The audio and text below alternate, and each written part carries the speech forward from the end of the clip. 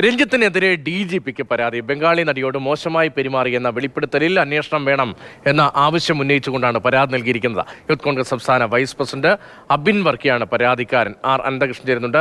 അനന്തൻ, രഞ്ജിത്തിനെതിരെ നടപടി വേണമെന്നാവശ്യപ്പെട്ടുള്ള പരാതിയിൽ എന്തൊക്കെ നിയമപരമായ സാധ്യതകൾ, നടപടികളാണ് അബിൻ ആവശ്യപ്പെടുന്നത്? രഞ്ജിത്തിനെതിരെ, പ്രത്യേകിച്ച് ചലച്ചിത്ര അക്കാദമി ചെയർമാൻ കൂടിയായ രഞ്ജിത്തിനെതിരെ ബംഗാളി നടി ഇന്നലെയാണ് പരാതി ഉന്നയിച്ചത്. അല്ലെങ്കിൽ മോശമായ പെരുമാറ്റം അദ്ദേഹത്തിൻ്റെ ഭാഗത്തുനിന്ന് ഉണ്ടായി എന്നുള്ള പ്രതികരണം ഇന്നലെയാണ് പുറത്തു വന്നത്. ഇതുമായി ബന്ധപ്പെട്ടാണ് യൂത്ത് കോൺഗ്രസ് നേതാവ് അബിൻ വർക്കി ഇപ്പോൾ DGPക്ക് പരാതി നൽകിയിരിക്കുന്നത്. രഞ്ജിത്തിനെതിരെ നടിയുടെ ഭാഗത്തു നിന്നുണ്ടായിരിക്കുന്നത് ഗുരുതരമായ വെളിപ്പെടുത്തലാണ്. ഇത് മാത്രമല്ല, ലൈംഗിക ഉദ്ദേശത്തോടെയുള്ള പെരുമാറ്റം രഞ്ജിത്തിൻ്റെ ഭാഗത്തു നിന്നുണ്ടായി എന്ന് നടിയുടെ വാക്കുകളിൽ നിന്ന് വ്യക്തമാണ്. ഈ ഒരു സാഹചര്യത്തിൽ ഈ വിഷയം പരിഗണിച്ചുകൊണ്ട് പോലീസ് അന്വേഷണം നടത്തി കൃത്യമായ നിയമ നടപടികൾ എടുക്കണം എന്നാണ് അബിൻ വർക്കി ഈ പരാതിയിൽ ഉന്നയിച്ചിരിക്കുന്നത്. ഇമെയിലായിട്ടാണ് DGPക്ക് അബിൻ വർക്കി പരാതി നൽകിയിരിക്കുന്നത്. പരാതി അല്പസമയം മുമ്പ് മാത്രമാണ് DGPക്ക് ലഭിച്ചത്.